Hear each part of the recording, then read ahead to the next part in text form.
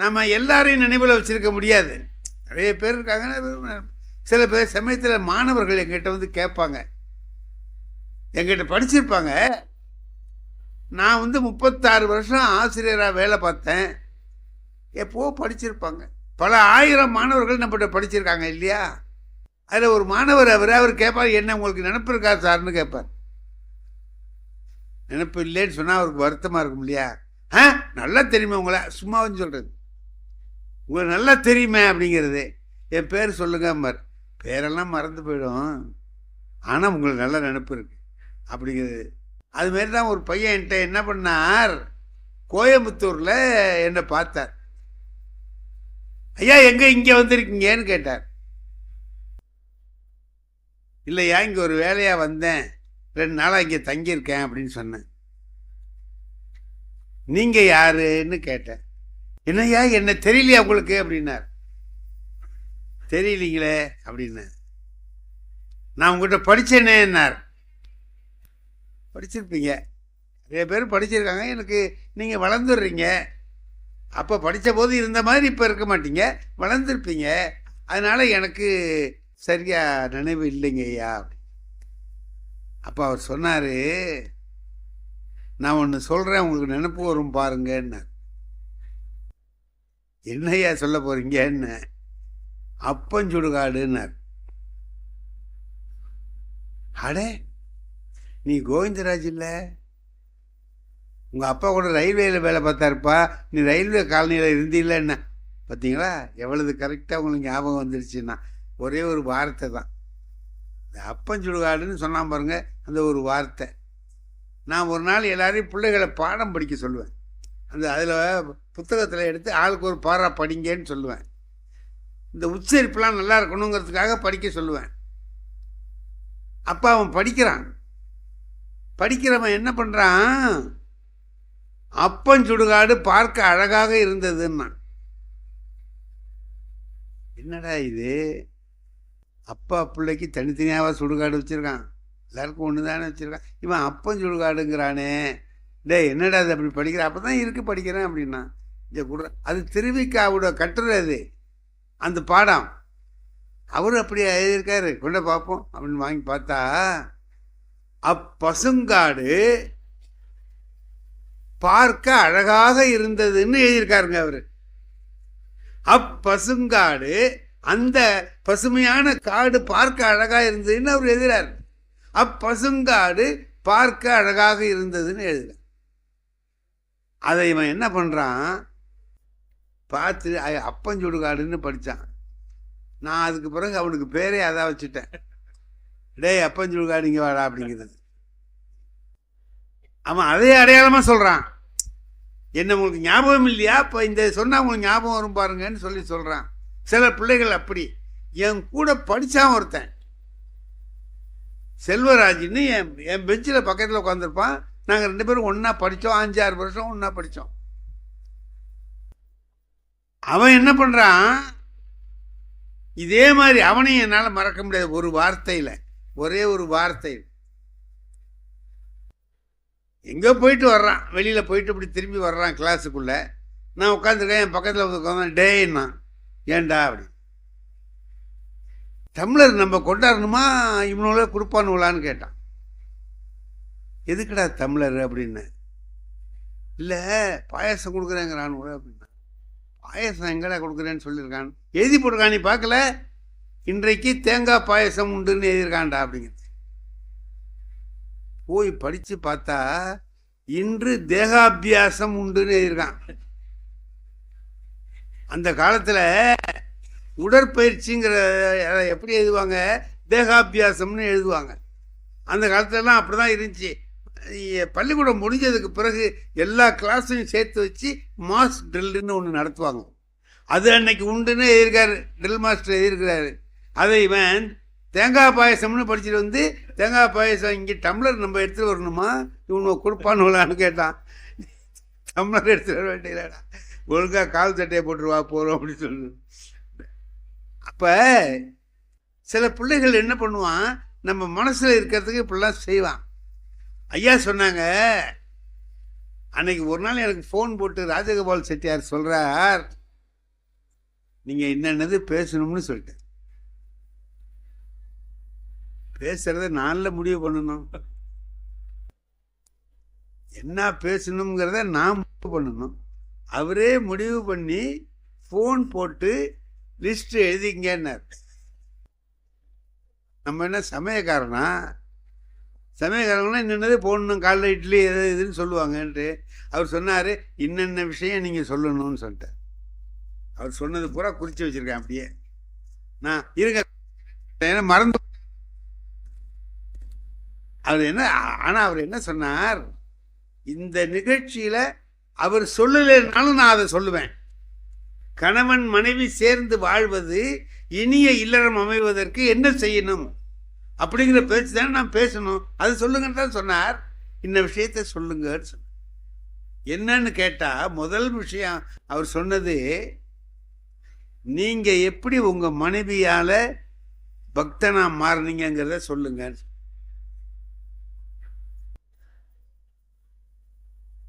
அது ஒரு சுவையான நிகழ்ச்சி தான், நான் அதை சொல்லியிருக்கேன். அது தெரிஞ்சதுனால தான் அவர் சொன்னார். அவர் இன்னும் சும்மா சொல்லலை, தெரிஞ்சதுனால தான் சொன்னார். உங்கள் மனைவியினால நீங்கள் பக்தனாக மாறினீங்களே, அந்த விஷயத்தை இதில் சொல்லுங்கள், எங்கள் எல்லாருக்கும் தெரிஞ்சிருக்கணும் அதுன்னு சொன்னார். நான் திருமணம் ஆகிறதுக்கு முந்தி கோயில் பக்கமே போனது கிடையாது, சாமி கும்பிட்டது கிடையாது, எனக்கும் கடவுள் பக்திக்கும் சம்பந்தமே இல்லை. எனக்கு கல்யாணம் ஆச்சு. கல்யாணம் ஆனால் என்ன செய்வாங்க, கோயிலுக்கெல்லாம் அழைச்சிட்டு போவாங்கல்ல, புது பொண்ணு மாப்பிள்ளைய கோயிலுக்கெல்லாம் அழைச்சிட்டு போவாங்க, என்னை கூப்பிடுவாங்க. நான் என் மனைவியை, நீ எனக்கும் சேர்த்து நீயே கும்பிட்டுட்டு வான்னு சொல்லி அனுப்பி அப்போ விடுவாங்க. ஒரு வாரம் பார்த்துட்டு என் மனைவி கேட்டாங்க, என்ன நீங்கள் கோயிலுக்கு வரமாட்டேங்கிறீங்களே, உங்களுக்கு கடவுள் பக்தி இல்லையான்னு கேட்டாங்க. நான் சொன்னேன், இல்லவே இல்லைன்னு, இல்லவே இல்லை. அப்போ என் மனைவி கேட்டாங்க, எனக்கு பக்தி இருக்கே, நான் கும்பிடலாமா கும்பிடக்கூடாதா? இந்த பாரு, அது உன் இஷ்டம், நீ வேணா கும்பிட்டுக்க, நான் கும்பிட மாட்டேன், அவ்வளோதான். எங்கள் ஊரில் இருக்கிற போது நான் தினம் கோயிலுக்கு போவேங்க, இங்கேயும் போகட்டுமா? இதா நீ போகிறதுன்னா போ, நான் வரமாட்டேன், என்ன கூப்பிடாத, உன் இஷ்டம், நீ போகிறன்னா போ. சரின்ட்டு ஒரு வாரம் 10 நாள் இப்படி போயிட்டு வந்தாங்க. போயிட்டு வந்துட்டு ஒரு நாள் சொல்கிறாங்க என் மனைவி, நான் தினம் கோயிலுக்கு தனியாக போகிறேன் இல்லைங்க. ஆமாம், இந்த பையனுங்க அங்கங்கே நின்றுக்கிட்டு கிண்டல் பண்ணுறான்னு. உன்னையா கிண்டல் பண்ணுறான், போ. அதில் ஒருத்தன் வந்து இடிச்சிட்டு போனான். இதை கேட்டால் பொதுவாக புருஷங்காரனுக்கு கோபம் வரும் இல்லையா? என் பொண்டாட்டிய ஒருத்தன் தெருவில் போகிறவன் ஒருத்தன் வந்து இடிச்சிட்டு போனான்னா எனக்கு ஆத்திரம் வருமா வராத? எனக்கு வரல சார், எனக்கு கோபமே வரல. என் மனசில் என்ன ஓடுது, கல்யாணத்துக்கு முந்தி நம்ம பண்ணிக்கிட்டு இருந்த வேலையை இப்போ வேற எவனோ பண்ணுறான். திருவள்ளுவர் ரொம்ப கரெக்டாக சொல்லியிருக்கார், பிறருக்கு இன்னா முற்பகல் செய்யின், தமக்கு இன்னா பிற்பகல் தாமே வரும். நீ எது செய்தினாலும் சரி, நல்லது செஞ்சால் நல்லது கிடைக்கும். நீ என்ன பண்ண, அயோக்கியத்தனம் பண்ண, இன்னைக்கு அது கிடைச்சிருக்கு. இதை மனைவிகிட்ட சொல்ல முடியுமாங்க? முடியாது. அது எந்த பையன் அவன் இடிச்சவன் அவனை சொல்லு, நான் அப்படி சும்மாவும் சத்தம் போட்டேன். என் மனைவி அறிவாளி, இதுக்கு ஏங்க கத்துறீங்க, நீங்க என் கூட வந்திருந்தீங்கன்னா இதெல்லாம் நடக்குமான்னு. நான் அது எனக்கு சரியா இருந்தது சொன்னது. நான் தான் கோயிலுக்கு வரமாட்டேன்னு சொல்லியிருக்கேனேன்னு கேட்டேன். உங்களை கோயிலுக்கே கூப்பிடலங்க. அப்புறம் வாங்க 2 பேரும் கோயில் வாசல் வரைக்கும் போவோம், நான் உள்ளே போய் சாமி கும்பிட்டு வரேன், நம்ம 2 பேரும் சேர்ந்து வருவோம். இது ஒரு நல்ல யோசனை மாதிரி எனக்கு தெரிஞ்சுது. சரின்னு போனோம். கோயில் வாசல்கிட்ட போன உடனே என் மனைவி சொன்னாங்க, இதோட நீங்கள் நின்றுங்க, உங்கள் எல்லை இவ்வளோதான், நான் போய் சாமி கும்பிட்டோம் அப்படின்னு சொல்லிட்டு போகும்போது செருப்பை கழட்டி என்கிட்ட போட்டுட்டு போனது. நான் இந்த என் செருப்பை இது கழட்டி போடுறேன், நான் பார்த்துக்கணுமா? உங்களை பார்த்துக்க சொல்லலையே நான். அப்புறம் அது பாட்டுக்கு அங்கே இருக்கட்டும், நீங்கள் பாட்டுக்கு இங்கே இருங்க. அது பாட்டுக்கு அங்கே இருக்கட்டும், நீங்கள் பாட்டுக்கு இங்கே இருங்க. இப்போ இதுக்கு என்னங்க அர்த்தம்? இதுக்கு அர்த்தம் புரியுதில்ல உங்களுக்கு? நீங்கள் பாட்டுக்கு இங்கே இருங்க, அது பாட்டுக்கு அங்கே இருக்கட்டும்னா அதுவும் வராது, நீயும் வரமாட்டேன்.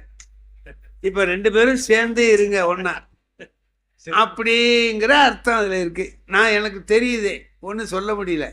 சரி சரி போயிட்டு வாப்போ. போன உடனே ஒரு 2 பேர் வந்தான். செருப்புக்கெல்லாம் ஜோடிக்கு எவ்வளவு வாங்குறீங்கன்னு.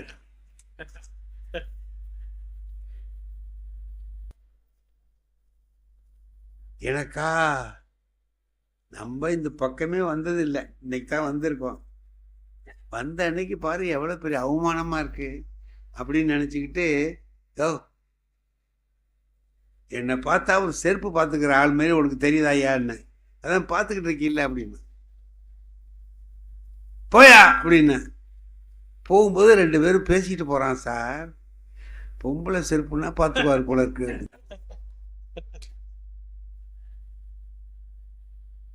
ஏன்னா அதான் நாங்கள் கிடக்கு. எனக்கா ஆத்திரம் தாங்கலை.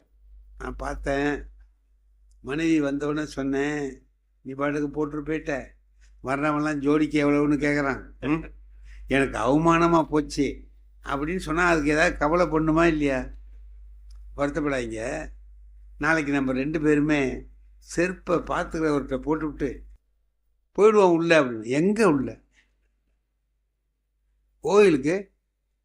நான் தான் உங்களை என்ன சாமியாக கும்பிட சொன்னேன்? கல்யாண மண்டபத்துக்கு போகிறீங்களா இல்லையா? அதுமாதிரி நினச்சிக்கிட்டு வாங்கலை. எனக்கு பார்த்தேன் செருப்பு பார்த்துக்கிறத விட இது தேவலாம் போயிடுவோண்டா அப்படின்னு சொல்லிவிட்டு செருப்பை பார்த்துக்கிறவர்கிட்ட போட்டுட்டு 2 பேரும் உள்ளே போயிட்டோம். அன்னைக்கு தான் முத பூஜை எப்படி நடக்குங்கிறத நான் பார்க்குறேன். குருக்களே, அந்த கோயில் குருக்களே என்னை பார்த்துவிட்டு இவன் எதுக்கு வந்திருக்கான்னு தெரியலையே நினச்சி பயப்படுறாரு. நான் போனேன், பூஜையெல்லாம் நடந்துச்சு, கற்பூரம் காட்டுறாங்க. இப்போ என் மனைவி என்னை ஒரு இடித்து எல்லாரும் என்ன செய்கிறாங்கன்னு பாருங்கன்னா, எல்லாரையும் கவனிச்சா கும்பிட்டுக்கிட்டு இருக்காங்க எல்லோரும். நான் பாட்டுக்கு இப்படியே நிற்கிறேன், ஜனகமனை பாடும்போது நிற்கிற மாதிரி நிற்கிறேன். நான் பாட்டுக்கு நான் பார்த்தேன், கும்பிட்றாங்க என்ன, நீங்கள் சும்மா நிற்கிறீங்க. அவங்களுக்கெல்லாம் பக்தி இருக்குது, கும்பிட்றாங்க. எனக்கு பக்தி கிடையாது, நான் எப்படி கும்பிடுவேன் அப்படின்னு. அட இருந்தால் என்ன, இல்லைன்னா என்ன, சும்மா கும்பிடுங்களேன் அப்படின்னு. சும்மா கும்பிடுங்களேன். சும்மா எப்படி இதை பாருங்க, ஜனகணமன இருக்குல்ல, தேசிய கீதம் தானே அது. யார் பாடணும்? அதை தேசபக்தி உள்ளவன் பாடணும் இல்லையா? நாட்டு மேல பற்று உள்ளவன் பாடணும். ஆனா தேச விரோதியும் சேர்ந்துக்கிட்டு தானே பாடுறான். அது மாதிரி சும்மா கும்பிடுங்களேன் அப்படின்னு. எங்கள் கிளாஸில் நாங்கள் என்ன செய்வோம்னு கேட்டிங்கன்னா, காலையில் ப்ரேயர் வகுப்பு நடத்துவோம். எல்லா ஸ்கூல்லையும் அது நடக்கும். காலையில் எல்லா பிள்ளைகளையும் ஒன்றா சேர்த்து ஒவ்வொரு கிளாஸாக வரிசையாக நிறுத்தி அந்த செய்திகள்லாம் சொல்லுவோம். கடைசியில் தேசிய கீதம் பாடிட்டு கிளாஸுக்கு எல்லோரும் போவாங்க. இதான் நடக்கும். நாங்களாம் நின்றுட்டு பின்னால் பிள்ளைகள் வரிசையாக நிற்கிறானா பேசாமல் இருக்கானான்னு பார்த்துக்குவோம். நான் அவன் நிற்கிற இடத்துல 12ஆம் வகுப்பு நிற்கிது. நான் நிற்கிற இடத்துல இருக்கிற ஒரு பையன், அவனுக்கு தேசிய கீதமே தெரியல சார், ஆனால் பாடுறான். என்னடா பாடுறான்னு காது கொடுத்தா கண்ண கண்ண கண்ண கண்ணன்னு கேட்குறான் சார். ஜனகணமன அதிநாயகம்லாம் இல்லை, கண்ண கண்ண கண்ண கண்ண கண்.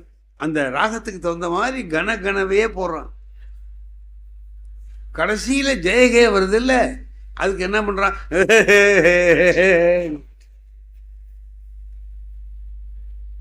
நான் இங்கே வா, முடிஞ்ச உடனே என்கிட்ட வாங்க, தனியாக அழைச்சிட்டு போனேன். ஏண்டா ஒரு இந்தியாவில் இருக்கிற உனக்கு தேசிய கீதம் தெரியாமல் இருக்கலாமா? எப்படா நீ பாடாமல் எப்படின்னா, நான் தெரியல சார் என்ன பண்ணுறது அப்படின்னா. இந்த பாரு 12 வருஷம் காதால் வாங்கியிருக்கேன், அதுலேயே மனப்பாடம் ஆகிடும். ஆகலைங்கிற நாவலையே சார் நான் என்ன பண்ணுறது அப்படின்னு. நாளைக்குள்ளே மனப்பாடம் பண்ணிட்டு வந்து இதை பாடி காட்டலைன்னா நீ பள்ளிக்கூட்டிலே இருக்க முடியாதுன்னு அவன் சொல்கிறான். நீங்கள் ஒரு செய்யுள் மனப்பாடம் பண்ண சொன்னீங்களே, அதை செய்யவா இல்லை இதை செய்யவான்னு கேட்டேன். இப்போ நான் ஜெகமனை பாடணுன்னு சொன்னால் நீ சொன்ன செய்யுளை படிக்க மாட்டேன். அவரால் ஒன்று தான் செய்ய முடியுமா, அதுக்காக நீ ஒன்றும் பண்ண வேண்டாம் போன அப்படின்னு. அன்னைக்கு நான் கையை எடுத்து அப்படி கும்பிட்டேன் இல்லைங்க, அவ்வளோதான். இன்னும் அந்த கையை நான் எடுக்கலை. ஒவ்வொரு இடமா போய் ஒரு கோயிலுக்கு என்னுடைய மனம் மாறி போச்சு. சரி, இந்த மாற்றத்தை யார் உண்டாக்குனா? நல்லா யோசனை பண்ணி பார்த்தீங்கன்னா உங்களுக்கு ஒன்று தெரியும். என்கிட்ட நீ சாமி கும்பிடாம இருக்கப்படாது, சாமி கும்பிட்டு தான் ஆகணும் அப்படின்னு என் மனைவி சொல்லியிருந்தா நான் கேட்பேனா?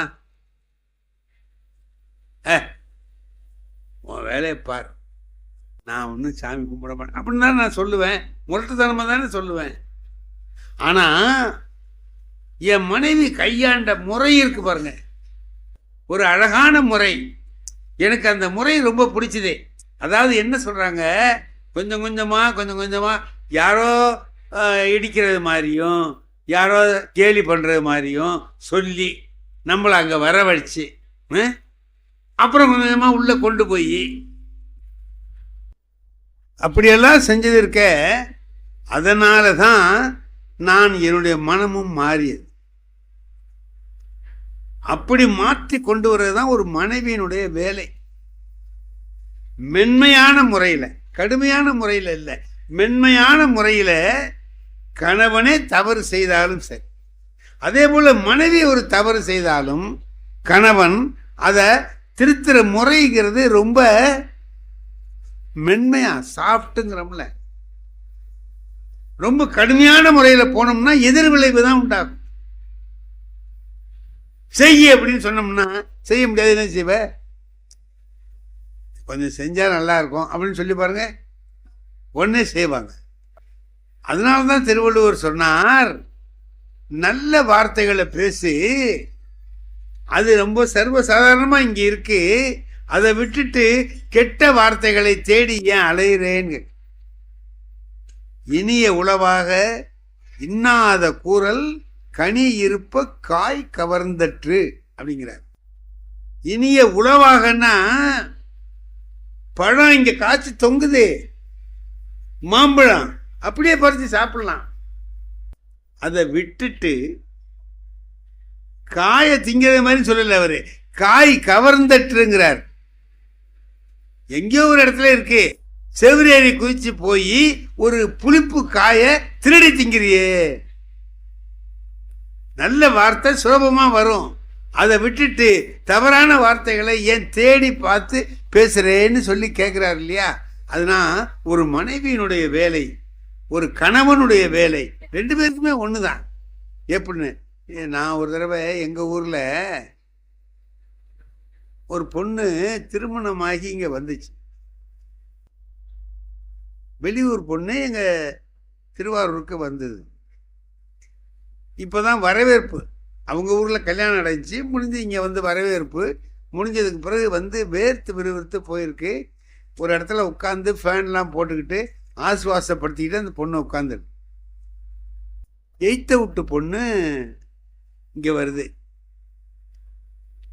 தங்கச்சி, நீ இன்னைக்கு தான் வந்திருக்கிற, நான் இந்த ஊருக்கு 15 வருஷத்துக்கு முந்தையே வந்துட்டேன். சரிக்கா, உனக்கு சில அட்வைஸ்லாம் பண்ணுறேன், கேட்டுக்கோ. சொல்லுங்கக்கா. புருஷனை எப்பவும் கையிலேயே வச்சுக்கணும். அது எப்படி அக்கா கையிலேயே வச்சிருக்க முடியும், அவர் கடத்தருக்கு எடுத்தருக்கு போக மாட்டாரா அப்படின்னு. அடி போடி பைத்தியங்களே, கையிலேயே வச்சிருக்கணும்னு சொன்னா நம்ம சொல்றத கேட்குற மாதிரி வச்சுக்கணும். அது மாதிரி நீ இருக்கணும். அது எப்படி அக்கா சொல்லுங்க,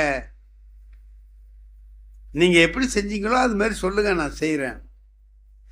எனக்கு கல்யாணம் ஆன போதே அன்னைக்கே நான் அவர்கிட்ட சொல்லிட்டேனே. என்ன சொன்னீங்க அக்கா? இந்த பாருங்க, பீடி குடிக்கிறது, சிகரெட்டு குடிக்கிறது, தண்ணி அடிக்கிறது, இந்த மாதிரி வேலையெல்லாம் வச்சுக்கிட்டீங்க, நாக்க அறுத்துருவேன். அங்கே போனேன் இங்கே போனேன், நேரம் கழிச்சு வீட்டுக்கு வந்தீங்க, காலை வெட்டிடுவேன். சீட்டு விளாண்ட கையை வெட்டிடுவேன். இந்த மாதிரிலாம் நீ கடுமையாக சொன்னேன், நீ அதேமாரி சொல்லு. அதுக்கு இன்னைக்கு வந்தவ கேட்டா, நீங்க சொன்னதெல்லாம் சரி அக்கா, அவங்க அதை கேட்டு திருந்திட்டாங்களா? அதுக்கு 15 வருஷம் சொன்னா, என்னமோ ஆயா யாருக்கு தெரியும், அன்னைக்கு போனவர் தான் இன்னும் வீட்டுக்கு வரல. இவ கேட்டா, நீங்க சொன்னதை கேட்டு அவரே வீட்டுக்கு வராம ஓடி போயிட்டாருங்கிறீங்க, எனக்கும் அதே யோசனையை சொல்றீங்களே ஏன் அக்கான்னு கேட்டா. இல்லை நான் ஒண்டியா இருக்கேன்ல, நீ வந்தீங்கன்னா பேசிட்டு இருக்கலாம்ல துணையார். அது முறை இல்லை. எது முறை? என் மனைவி கையாண்ட முறை தான் சரியான முறை. மென்மையான முறையில் உன்னை திருத்துறேன்னு சொல்லாமலே திருத்துற முறை இருக்க, உயர்ந்த முறை. அதுதான் ஒரு குடும்பம் வெற்றி பெறுவதற்குள்ள சரியான வழி.